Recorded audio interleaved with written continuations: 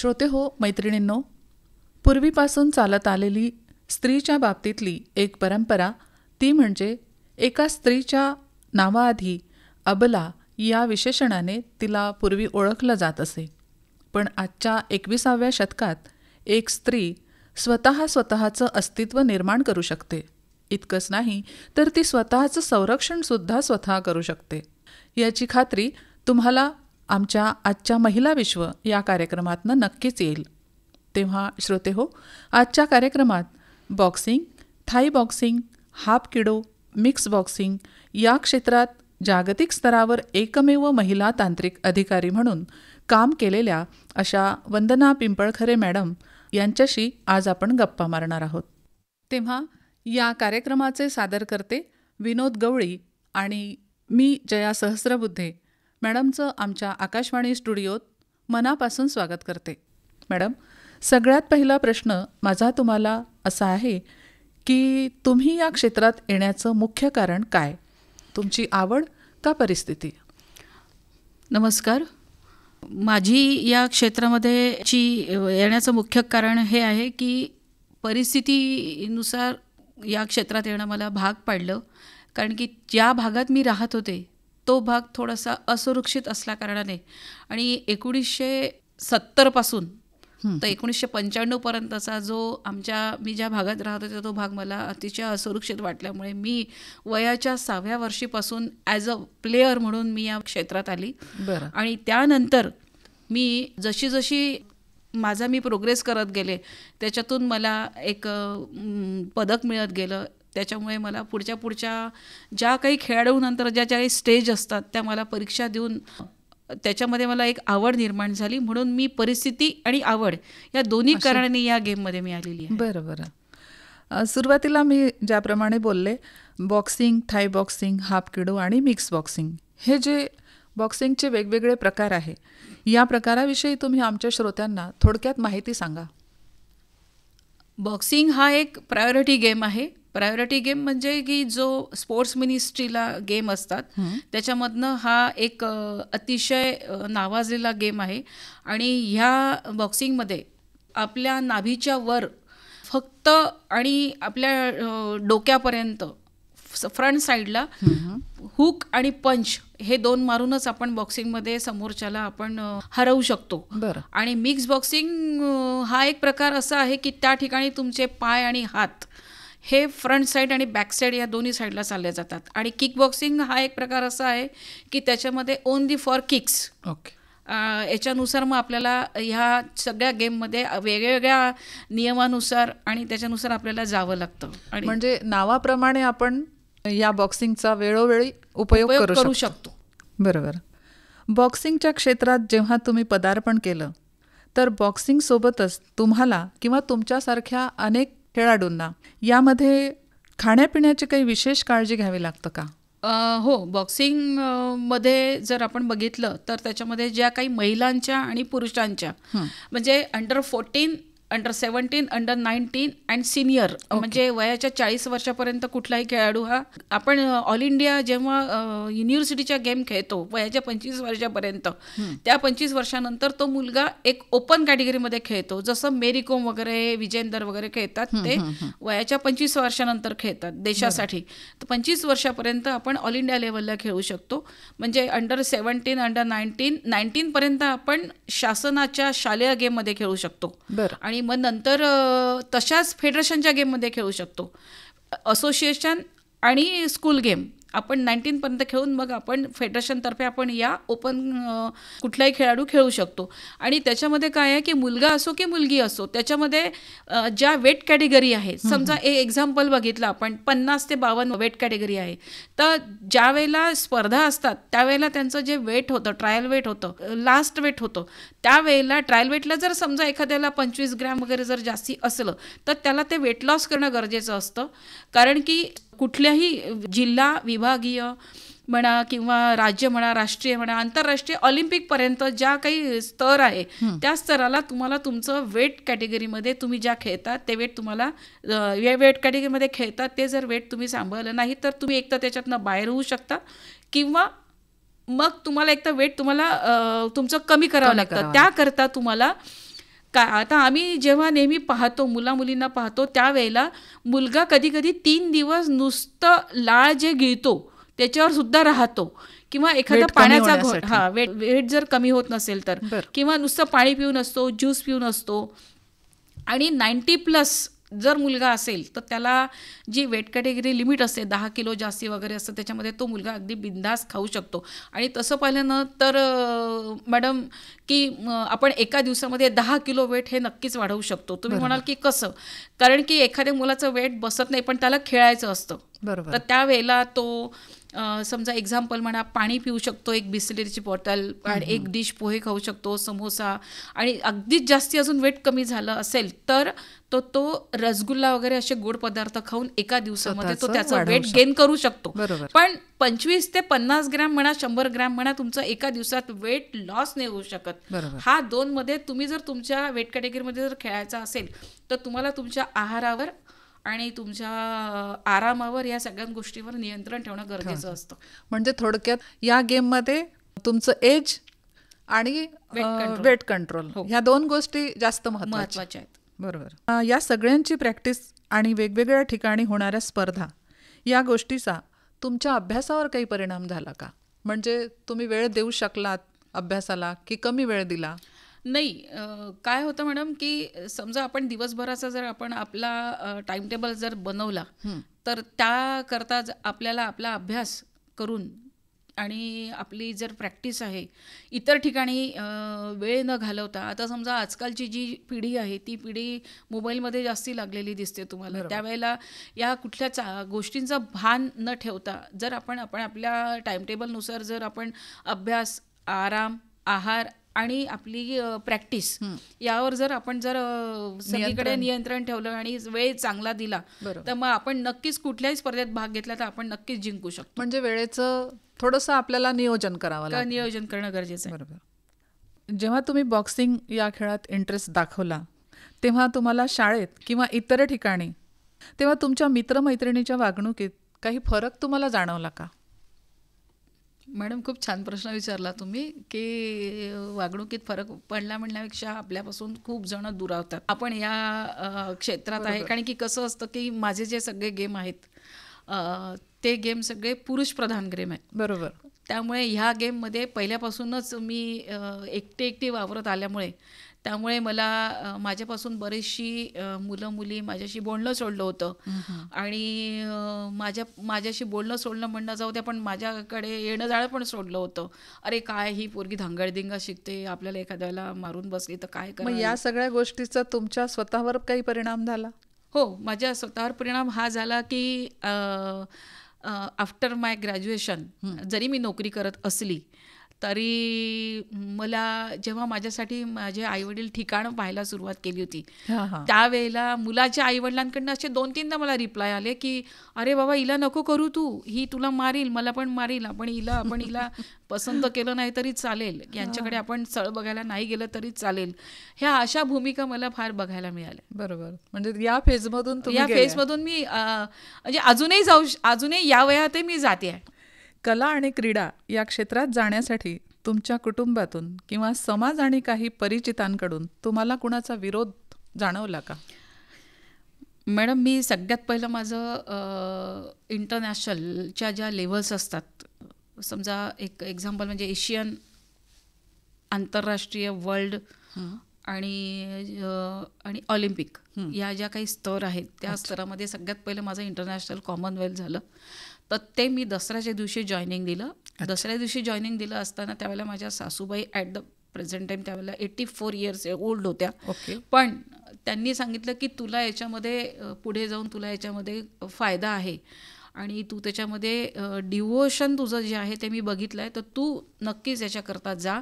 त्यांनी मला माझ्या घरी नवरात्र असताना सुद्धा त्यांनी मला नवरात्राची सवाष्ण ब्राह्मण जेव घालून मला 9मीच्या दिवशी मला या ठिकाणी जॉईन व्हायला सांगितलं. म्हणजे कुटुंबातून मला आतापर्यंत, म्हणजे मी आता एका गेमला मी वर्ल्ड लेवलला पण आहे आणि बॉक्सिंगला पण मी टेक्निकल पॅनलला आहे आणि ह्या सगळ्या मी परीक्षा देऊन वर गेलेली आहे. असं नाही की बा मी एक प्लेयर पहिल्यापासून आहे किंवा मी त्याच्यात मला परिचित आहे किंवा मी त्यांच्या ओळखीचे आहे म्हणून मी तिथे गेली, अशातला भाग नाही आहे. पण मी या सगळ्याच्या परीक्षा देऊन, स्टेप बाय स्टेप परीक्षा देऊन सगळ्या भूमिका निभवल्या. त्याच्यामध्ये टीम मॅनेजर, कोचपासून ते तांत्रिक अधिकारी ज्या मी परीक्षा पास केल्या त्या केल्या. आणि त्याच्यामध्ये काय झालं आहे की मला घरातनं मुलांपासून, मिस्टरांपासून आणि माझ्या सासूबाईंपासून सगळ्यांचा मला आफ्टर माय मॅरेज मला सगळ्यांचा मला सपोर्ट मिळाला. पण समाजाचा सांगायचं झालं म्हणजे की मी त्याच्या बाबतीत मी 100% नाराज याच्याकरता आहे की 1914 साली मला राष्ट्रीय स्तरावरची गुजरातला परीक्षा द्यायला जायचं होतं. आणि त्यावेळेला आपल्या अकोला जिल्ह्यातील 20 जण, सांगण्याचं मग तात्पर्य असं की हा अनुभव एखाद्या वेळेला कोणत्या लेडीजला येऊ नये त्याच्याकरता तिने सावध व्हावं, म्हणून मी तुम्हाला हा अनुभव सांगते समाजाचा, की 20 जणांनी, क्रीडा क्षेत्रातल्या 20 जणांनी माझ्यावर मेंटली हॅरॅसमेंट खूप केलं की तू फक्त नोकरी कर, कला आणि क्रीडा क्षेत्रात जे काही तू या लेवलवर आहे ते सगळं सोडून दे. आणि अब्सेन्स ऑफ मायसेल्फ, माझ्या मिस्टरांना सुद्धा त्यांनी असंच हरॅश केलं. आणि मला तर त्याचा खूप त्रास झाला, वर्षभर त्रास झाला. आणि त्याच्यानंतर तरी पण माझी ट्रान्सपरन्सी असल्यामुळे मी त्यांना गुजरातला परीक्षा देऊन आल्यानंतर मी सारासार एक विचार केला की ह्या सगळ्यांना जर मी यांच्यावर मेंटली हॅरॅसमेंटचा जर दावा टाकला असता तर यांच्या सगळ्यांच्या नोकऱ्या गेल्या असत्या, त्यांचे संसार उद्ध्वस्त झाले असते. पण मी ते न करता मी त्यांना माझ्या कर्माने झुकवलं की बा मी स्वतःकडे लक्ष देऊन मी माझं इम्प्रूव्हमेंट केलं. आणि त्याच्यातनं मग आज मी 100 लोकांसमोर फेस करू शकते मान ताटेने की बा मी आज तुमच्यासमोर जी उभी आहे ती माझ्या मेहनतीने उभी आहे. हे मी त्यांना दाखवून दिलं की बा पुरुष प्रधान जरी गेम असला आणि तुम्ही जरी मला 20 पुरुष मला मेंटली हॅरॅसमेंट करत असल्या तरी पण मी मेहनतीने सगळ्या याच्यामध्ये समोर आलेली आहे. हे त्यांना आता सगळ्यांना दिसून आलंय. बरोबर. त्यामुळे जण तुम्हाला आता या परिस्थितीत तुमच्याशी चांगल्या कॉन्टॅक्टमध्ये असतात. बरोबर. बॉक्सिंग या क्षेत्रात आजच्या पिढीला करिअरच्या काही संधी उपलब्ध आहेत का? मॅडम, जे प्रायोरिटी गेम आहेत बॉक्सिंगमध्ये तर आहेत नोकरीच्या संधी, पण इतर जे गेम आहेत बॉक्सिंग व्यतिरिक्त जे प्रायोरिटी गेम आहेत त्या गेममध्ये सुद्धा मुलांना आणि मुलींना त्यांचं जे मेडल आहे तुम्हाला त्या गेममध्ये आणि तुमच्या ज्या कोणत्या डिपार्टमेंटच्या ज्या वॅकन्सीज निघतात त्या वॅकन्सीजमध्ये जर स्पोर्ट्स कोटा असेल तर त्याच्यासाठी 5% हा स्पोर्ट्स कोटा कंपल्सरी असतो. पण त्याच्यामध्ये जर तुमचं मेडल कोणतं आहे त्याच्यात अजून किती स्पोर्ट्स कोट्यातले लोक आले आहेत त्याच्यामधनं तुमचं मेडल कोणतं टॉपर आहे त्याच्यातून तुम्हाला त्या ठिकाणी तुम्हाला नोकरीची संधी ही जरूर आहे. आता एक उदाहरण द्यायचं झालं तर आपल्या अकोल्यामधील साक्षी गायधनी ही मुलगी पोस्टामध्ये लागलेली आहे. हरिवंश टावरी छत्रपती अवॉर्ड जो महाराष्ट्राचा सर्वोत्कृष्ट पुरस्कार आहे तो सुद्धा पोस्टात लागलेला आहे. आणि बरेचसे बॉक्सिंगमधले मुलं रेल्वे आणि पोलीस डिपार्टमेंटला आणि इतर ठिकाणी आता जसं आता अल्फिया पठाण ही तर म्हणजे अतिशय तलासून निघालेली मुलगी आहे. आज ती नागपूरला आज रेल्वे स्टेशननी तिला उचललेलं आहे TT म्हणून. आज आमच्यासमोर खेळणारी जी मुलं आहेत ही मुलं आज अशा चांगल्या ठिकाणी जी स्पोर्ट्स कोट्यातनं लागलेली आहे त्याच्यामुळे आम्हाला पण अभिमान वाटतो. आणि सर्वोत्कृष्ट महाराष्ट्राचा पुरस्कार की जो सहजासहजी मिळत नाही, लगातार स्वर्णपदक 3दा घेऊन आणि इंटरनॅशनल जेव्हा हातात जर तुमच्या विदाऊट गॅप मिळत असेल तर तुमच्याजवळ छत्रपती अवॉर्ड हा आपल्या अकोल्याला आज गेली 4 वर्ष झाले सतत अकोल्याला मिळालेला ही खूप गौरवाची बाब आहे. खरंच आहे. आणि असं कुठलं क्षेत्र नाही की ज्यात महिला किंवा पुरुष की ज्या याच्यातनं करिअर घडवू शकत नाही का? हो ना मॅडम. आजकाल तुम्हाला माहिती आहे की प्रत्येक क्षेत्रातच जर नंबर 1 असेल तरच आपलं काहीतरी भविष्य घडू शकतं. तर तुमच्या क्षेत्रात म्हणजे बॉक्सिंग या क्षेत्रात जर नंबर 1 राहायचं असेल तर त्यासाठी विद्यार्थ्याला काय मेहनत घ्यावी लागेल? म्हणजे सुरुवातीला आपण बोललोच आहे वेट आणि एज हे मेन त्याचे फॅक्टर्स आहेत, पण त्या व्यतिरिक्त काय आहे मॅडम की आजकालची जी मुलं आहेत त्या मुलांपेक्षा मुलांचे आईवडील खूप जागृत आहेत. बरोबर आहे. आणि आईवडील जरी जागृत असले तरी आईवडील सुद्धा त्यांच्याकडे इतकं कॉन्सन्ट्रेशननी त्यांच्याकडनं करवून घेतात.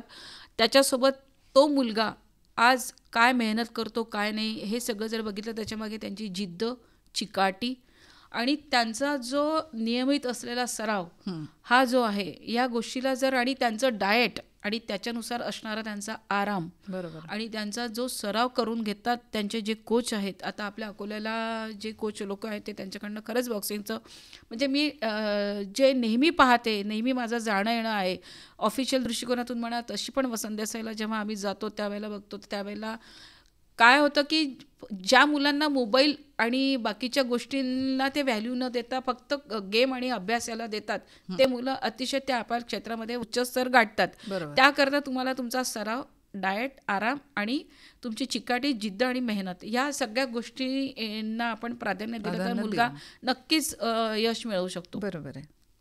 जागतिक स्तरावर तांत्रिक अधिकारी म्हणून आपण काम करताना कोणकोणत्या अडचणी आल्या? मला तांत्रिक अधिकारी म्हणून अडचणी तशा बॉक्सिंगमध्ये तर येत नाही, कारण की बॉक्सिंगमध्ये काय होतं की सगळ्या गोष्टी नियमानुसार चालतात. बरोबर. आणि प्रत्येकाचा जो टेबल असतो तांत्रिक अधिकारीमध्ये तो आपला जर सांभाळायला आणि त्याच्यामध्ये आपल्या पण पेशन्स आवश्यक असतात आणि तुम्ही किती त्या ठिकाणी मानसिकदृष्ट्या बसल्या आहात, त्या ठिकाणी तुमचं जे पद दिलेलं आहे त्या पदानुसार तुम्हाला टेक्निकल पॅनलमध्ये तुम्ही बसल्यात, ते जर आपण केलं तर बॉक्सिंगमध्ये आपल्याला कुठलाही अशा अडचणी येत नाही.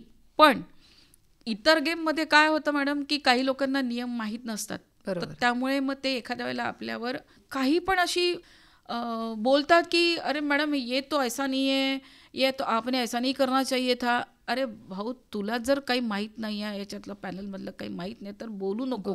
पण आजकाल अशी पण जनता आहे की ते विनाकारण शिंतोडे उडवायला तयार असतात. बरोबर आहे. ग्रामीण विभागातील नर्स, आशा वर्कर यांना विनामूल्य स्त्री अत्याचार या विषयाअंतर्गत तुम्ही स्वसंरक्षण प्रॅक्टिकल विनामूल्य दिलं, तर या सगळ्या गोष्टींचा उपयोग या स्त्रियांच्या जीवनात त्यांनी केला आणि तो अनुभव तुम्हाला कधीतरी येऊन एखाद्या स्त्रीने तुमच्याजवळ व्यक्त केला, असा प्रसंग तुम्हाला आठवतो का एखादा? हो मॅडम, ग्रामीण विभागातील ज्या नर्स आहेत, आशा वर्कर ज्या आहेत, त्यांचा मी गेली 5 वर्ष त्यांना जे फ्री ऑफ कॉस्ट शिकवलं. फ्री ऑफ कॉस्ट म्हणजे ॲक्च्युली मला त्याचं मानधन मिळत होतं, पण ज्या तिथे आशा वर्कर अगदी म्हणजे 10 दिवसाचा जन्म दिलेल्या बाळाला घेऊन आलेली सुद्धा आशा, तर तिथे ज्या असतात त्या कोणत्या परिस्थितीतनं, कधी त्या एखाद्या झोपडपट्टीतली पण महिला असू शकते, की त्या ज्या आशा ज्या काम करतात त्यांना गरज आहे, आर्थिक परिस्थितीनुसार त्यांना हे नाही होतं, त्यांचे पैसे गोळा करून मला पैसे देणार होते. मी त्या मॅडमला सरळ सांगितलं की बाबा मला यांचे कोणाचेच पैसे देऊ नका, मीच विनामूल्य शिकवते, पण त्यांना शिकवणं गरजेचं आहे. तर त्याकरता त्यांना ग्रामीण विभागामध्ये जेव्हा एखाद्या व्यक्तीची महिलेची डिलिव्हरी करायला जर जावं लागत असेल तर त्यांना अर्ध्या रात्री उठून जावं लागतं. त्यावेळेला त्यांना होणारा तो त्रास रस्त्यामध्ये होतो. त्यावेळेला त्याच महिला कधी कधी या वर्षीचं ट्रेनिंग घेते तर पुढच्या वर्षी सुद्धा घेऊ शकतात. त्यावेळेला मला 2-3 महिलांनी आम्हाला असं सांगितलं की मॅडम तुम्ही आम्हाला जे सेल्फ डिफेन्स आम्हाला जो सांगितला त्याचा आम्हाला उपयोग असा झाला की एखाद्या वेळेला अननोनली आपल्या समोरून म्हणा, मागून म्हणा, गोड बोलून जेव्हा आपल्याकडे एखादा व्यक्ती येतो आणि तो व्यक्ती आपल्याला गेअरमध्ये घेऊन आपल्याला जो त्रास देतो त्याच्यामधनं आम्ही काय केलं. बरोबर. एखाद्या वेळेला मी त्याला बारीक बारीक जे सांगितलं की तुम्ही चेहऱ्यावर काय करू शकता, तुमची मूठ फक्की असेल तर तुम्ही त्याच्या नाकावर मारून हँड अँड लेगीचं वेपन करून त्यांनी एखादा कुठलं हत्यार न वापरता त्या माणसाला मारून त्यांना त्यांच्या ठिकाणी पोचवस तर त्यांनी तसं मारलं. हे मला 2-3 महिलांनी येऊन सांगितलं की मॅडम आम्ही तुमच्याकडे म्हणजे आपल्याला आपण जे शिकवलं त्याचं कोणीतरी त्याचं स्वतःच्या संरक्षणासाठी त्यांचा त्यांनी उपयोग केला. याच्यात आपल्याला मानसिक समाधान जे लाभतं त्याच्याशिवाय आनंद नाही आहे. खरंच मॅडम, आपल्याकडे आपण पाहतो की बॉक्सिंग म्हणजे पुरुषांचा गेम समजला जातो, त्यामुळे मुलींचं या खेळाकडे वळण्याचं प्रमाण थोडं कमी वाटतंय. हे खरं आहे का? याबद्दल तुमचं मत काय आहे? मॅडम, मुलींचं प्रमाण कमी आहे हे मान्य आहे, पण ज्या मुली आहेत त्या मुली आज मुलांपेक्षा सुद्धा चांगल्या पदक प्राप्त करून आज आपलं त्यांनी स्थान पटकवलेलं आहे. पण अकोल्यामध्ये आज सांगायचं झालं तर या 2 वर्ष झाले सेंट्रल गव्हर्नमेंटची एक मुलींची प्रबोधिनी चालू झाली आहे. क्रीडा प्रबोधिनी त्याला आपण म्हणू. त्या क्रीडा प्रबोधिनी अंतर्गत बॉक्सिंगमध्ये महिलांचा सुद्धा या 2 वर्ष झाले समावेश झालेला आहे.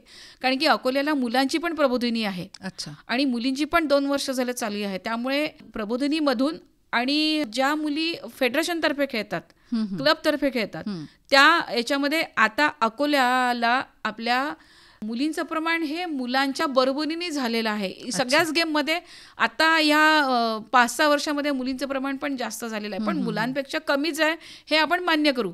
पण त्याच्यामध्ये मुलीसुद्धा आता त्याच्यामधनं तुम्हाला नोकरीच्या संधी मिळायला लागल्या, फिटनेस म्हणा, किंवा एखाद्याला मुलीला जायचंही असेल कुठल्या गेममध्ये NIS करायचं असेल किंवा क्रीडा अधिकारी जर व्हायचं असेल, त्यातल्या तर जर तिला समजत असेल तर ती नक्कीच त्या गेममध्ये येऊ शकते. किंवा तिला एखादं असं काउन्सिलिंग केलं असेल तर ती मुलगी कुठल्याही प्रायोरिटी गेममध्ये ही येते, करू शकते आणि करू शकते. त्यामुळे मुलींचं प्रमाण आता मुलांच्या बरोबरीने प्रायोरिटी गेममध्ये यायला लागलेलं आहे आणि हे खूप आनंदाची गोष्ट आहे. मी तर म्हणेन की 21वे शतक आहे, हा गेम तर प्रत्येक मुलीला येणं गरजेचंच आहे. कारण की कसं स्वतःची सुरक्षा, जसं मी सुरुवातीलाच बोलले की स्वतःची सुरक्षा जर करायची असेल तुम्हाला, तर निदान सेल्फ तरी तुम्हाला आपण डिफेन्स आलं पाहिजे. हा, स्वसंरक्षण आहे. आणि ही आताची काळाची गरज जी झालेली आहे त्याच्याकरता प्रत्येक मुलींनी ज्यापासून आपण संरक्षण करू शकतो अशा गेममध्ये कमी कमी बेसिकली तरी तुम्ही त्या गोष्टीचा अभ्यास करणं गरजेचं आहे.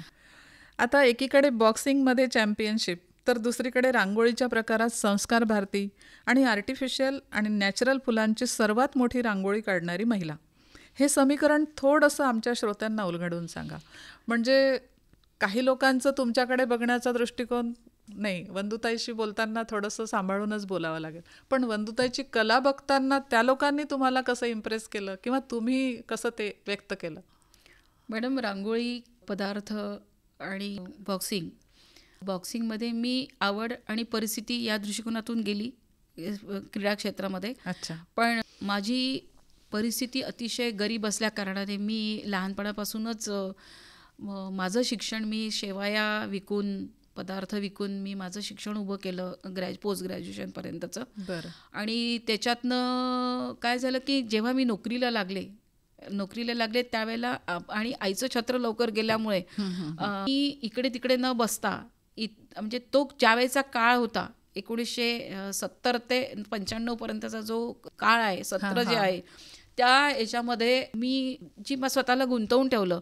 आणि माझ्या सहवासामध्ये इतकी छान पॉझिटिव्ह लोक आली, ज्या कला क्षेत्रातल्या ज्या सुषमा गायकी मॅडम यांच्याकडनं मी सगळं जे कला क्षेत्रातलं शिकली, फ्लावर अरेंजमेंट म्हणा, फुलांची रांगोळी म्हणा किंवा संस्कार भारती रांगोळी म्हणा, ह्या सगळ्या गोष्टी त्यांनी मला त्यांचं असिस्टंट म्हणून म्हणा किंवा आवड होता आणि मी त्यांच्या सहवासात राहून मी त्यांच्याकडनं शिकून आणि त्यांना सहकार्य करून आणि मग मला स्वतःला त्याच्यात मी माझं डेव्हलप केलं आणि मग त्याच्यातनं मग मी ह्या कलाक्षेत्रामध्ये येऊन मी स्वतःची माझी इमेज तयार केली. आणि मी रांगोळी काढायला, फुलांची रांगोळी म्हणा किंवा सांजीचं डेकोरेशन म्हणा किंवा नवीन नवरी घरात येत असेल तर तिचं आगमनसाठी जी आपल्याला पाऊलवाट करावी लागते, नॅचरल फुलांचं जे करावं लागतं, त्याच्यात मी माझं डेव्हलप केलं. त्यामधनं तुम्हाला आर्थिक फायदा पण मला झाला आणि माझी आवड पण मला जपल्या गेली. आणि बॉक्सिंग याच्यामध्ये काय झालं की आंतरराष्ट्रीय कोच श्री सतीशचंद्र भट सर यांनी मला सांगितलं की वंदुताई, तुम्ही याच्यामध्ये क्रीडा क्षेत्रात पहिल्यापासून आहात, तुम्ही याच्यातल्या परीक्षा द्या, तुम्ही नक्कीच चांगल्या स्तरावर जाल.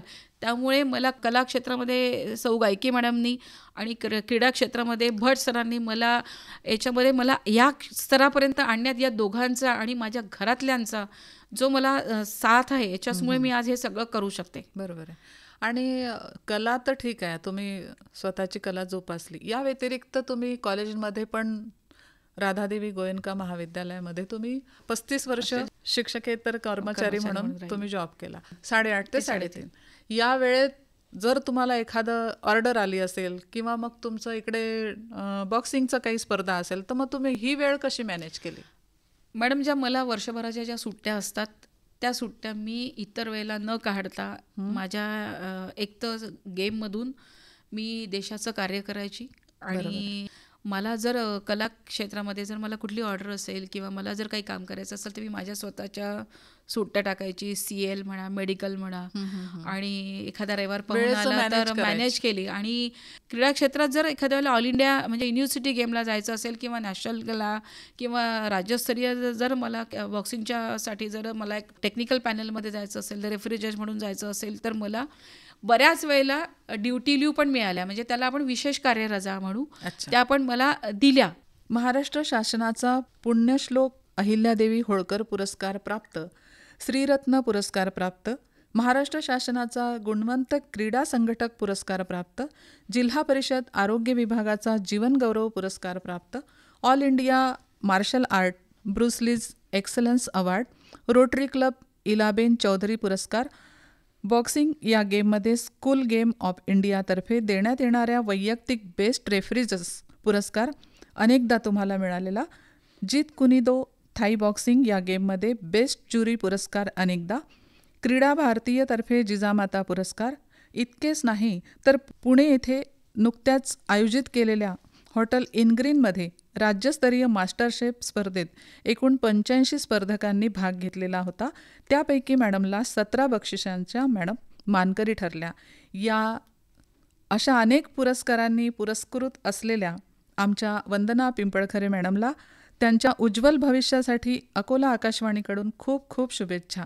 मॅडम, तुम्ही इथे आलात आणि तुमच्याशी मनसोक्त गप्पा आम्हाला मारता आल्या, त्याबद्दल आम्ही खूप खूप आभारी आहोत. पण जाता जाता मी तुम्हाला एक प्रश्न असा विचारीन की या सगळ्या पुरस्कारांमध्ये तुम्हाला अजूनही स्मरणात असलेला असा कुठला पुरस्कार आहे? मी सगळे पुरस्कार हे मेहनतीने आणि मला गायकी मॅडम आणि भट सरांनी जे आतापर्यंत सहकार्य केलं त्याच्यामधनं मी एकनिष्ठेने राहून मी हे सगळे पुरस्कार माझ्या मेहनतीने घेतलेले आहेत. त्याच्यातला एक पुरस्कार मी याच्याकरता सांगेन की मला आतापर्यंत जो काही त्रास झाला, समाजाकडनं त्रास झाला आणि ज्या व्यक्तींमुळे मला त्रास झाला, आणि खरं सांगू का, अशी त्रास देणारी व्यक्ती असेल तर आपण जिद्दीने पुढे पण जाऊ शकतो, म्हणजे जास्त प्रगती करू शकतो. तर त्यामुळे त्या लोकांमध्ये झालेला सकारात्मक बदल तो माझ्यासाठी एक मी पुरस्कारच समजेन. मला तुम्ही इथे आमंत्रित केलं त्याबद्दल मी आपले पण आभार मानते. धन्यवाद.